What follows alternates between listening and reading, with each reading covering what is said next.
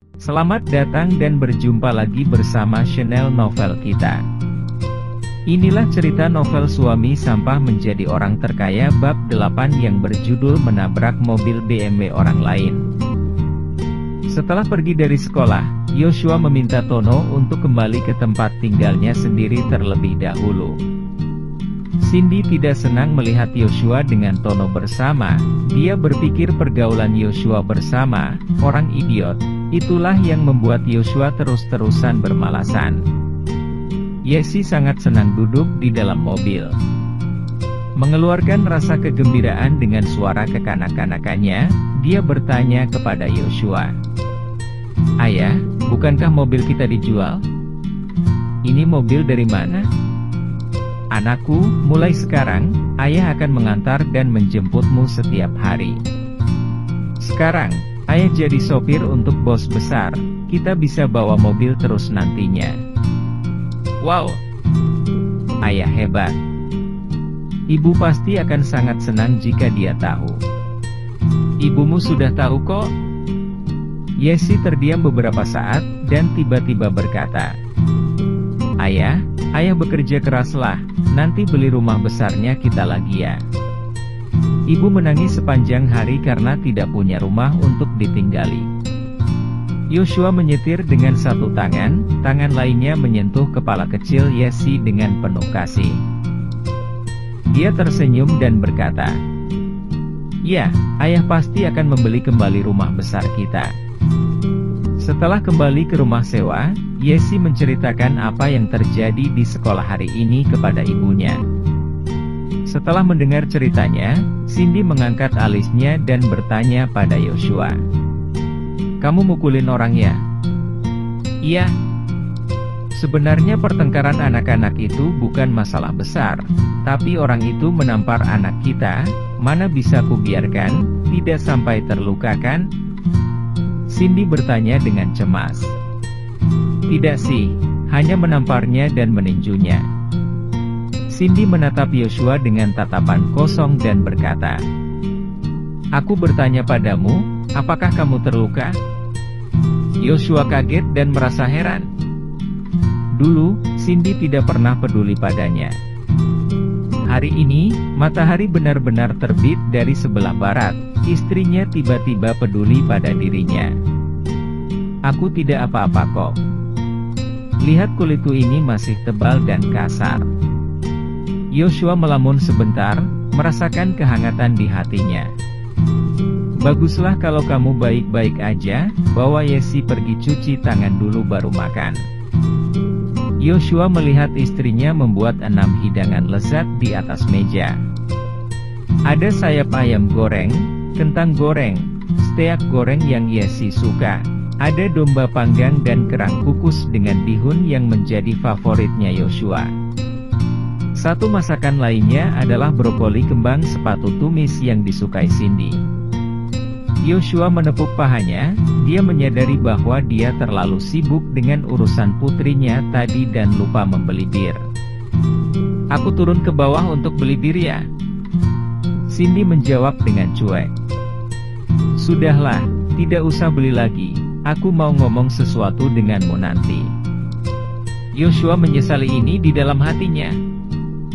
Jika dia ada membeli bir hari ini, Cindy pasti akan menemani dirinya minum beberapa gelas.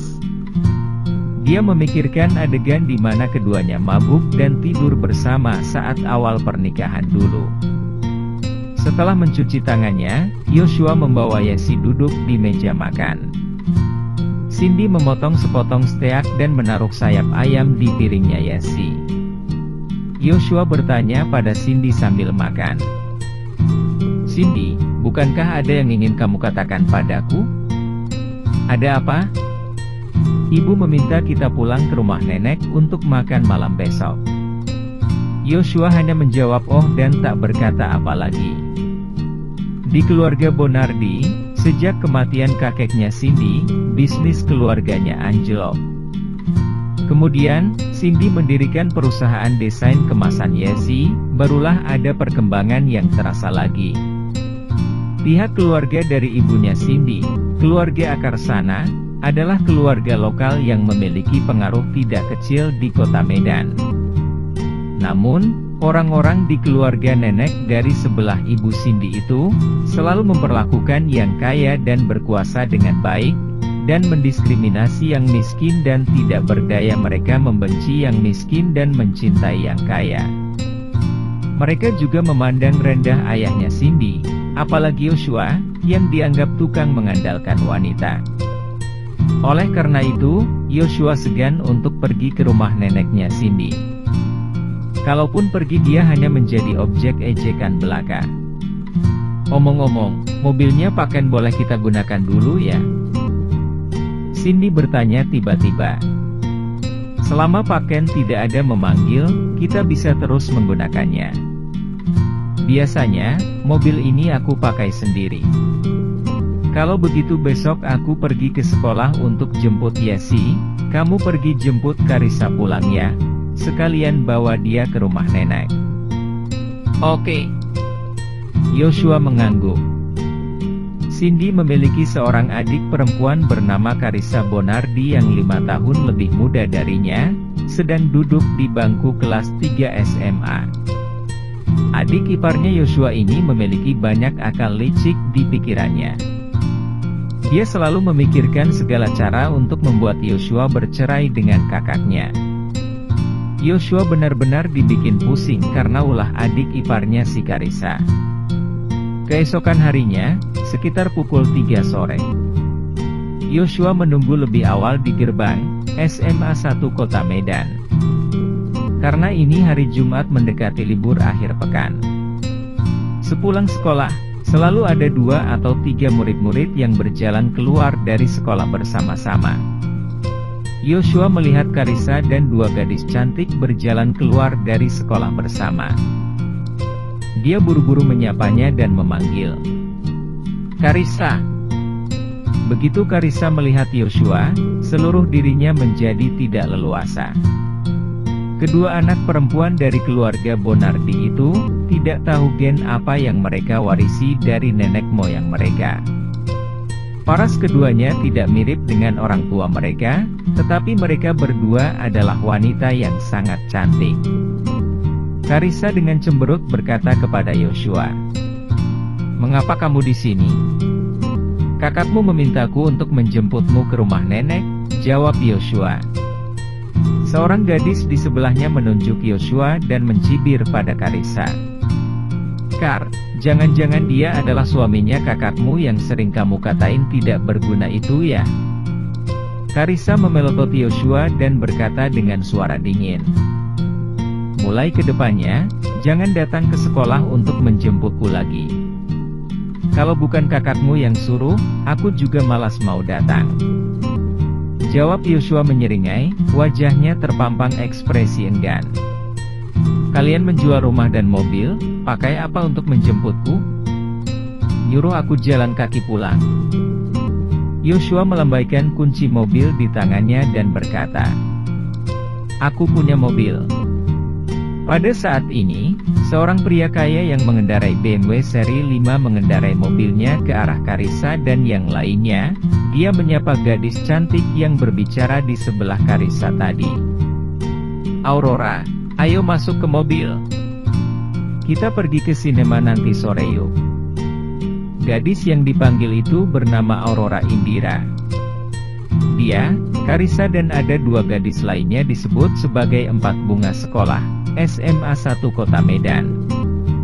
Aurora jelas-jelas sedang pamer ke Karissa. Setelah dia naik ke mobil, dengan nada mengejek dia bertanya, "Kars, mau pergi sama-sama tidak nih? Atau kamu mau menaiki mobil kakak iparmu yang jelek dan rusak itu? Aku sih tidak mau jadi pengganggunya kalian berdua." Pria yang membawa mobil itu bernama Andika Mulyono, merupakan salah satu orang yang mengejar Karissa sebelumnya. Kemudian, Aurora malah bergerak lebih cepat, mendekatinya lebih dulu. Aurora tampaknya memiliki hubungan yang baik dengan Karissa. Tetapi secara diam-diam dia selalu ingin bertentangan dengan Karissa. Karissa bertanya pada Yoshua, "Di mana mobilmu?" Yoshua menjawab, "Di tempat parkir pinggir jalan." "Terus kenapa masih berdiri tak gerak di sini? Kamu tidak ingin semua orang di sekolah ini tahu bahwa kamu adalah manusia tak berguna, kan?" Yoshua tidak ingin berdebat dengan Carissa, dia sangat gesit dan pintar dalam berbicara, dirinya tak bisa mengalahkannya. Ketika Aurora melihat mereka berdua menaiki Volkswagen abu-abu, dia memutar matanya dan berkata kepada pacarnya Andika, "Dika, dengar-dengar kakaknya sudah mau bangkrut. Mobil yang dipakai kakak iparnya itu pasti mobil pinjaman. Bagaimana kalau kita memberikan mereka pelajaran? Nanti kita menjebaknya dalam kecelakaan lalu lintas. Mereka pasti kewalahan membayar ganti rugi." Setelah Carissa menolak pengejarannya, Andika menaruh kebencian kepada Carissa di dalam hatinya.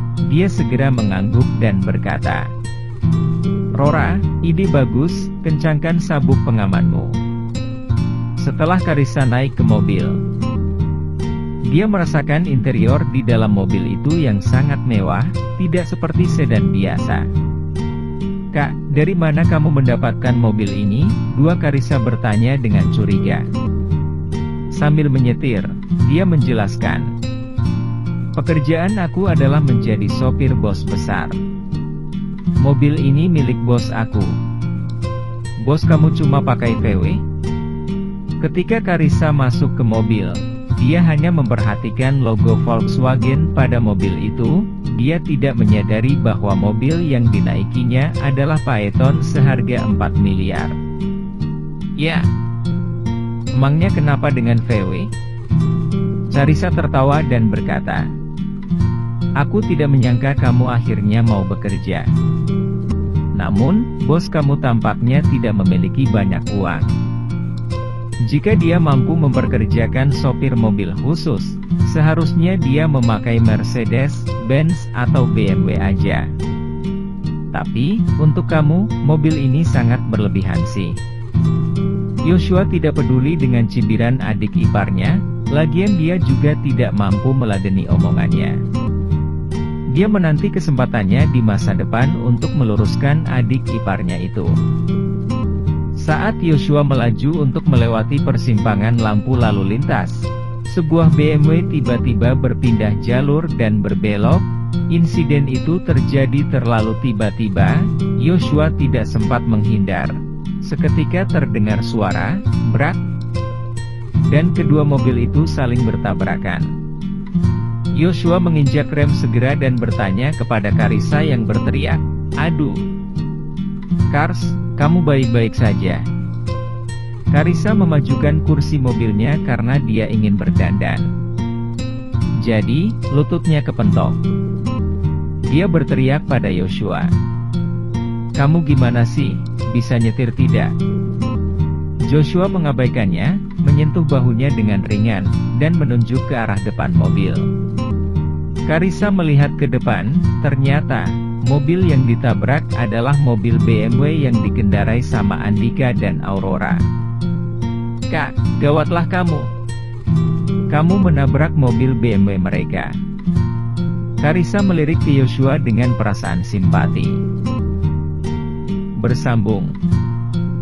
Jangan lupa share, like and subscribe.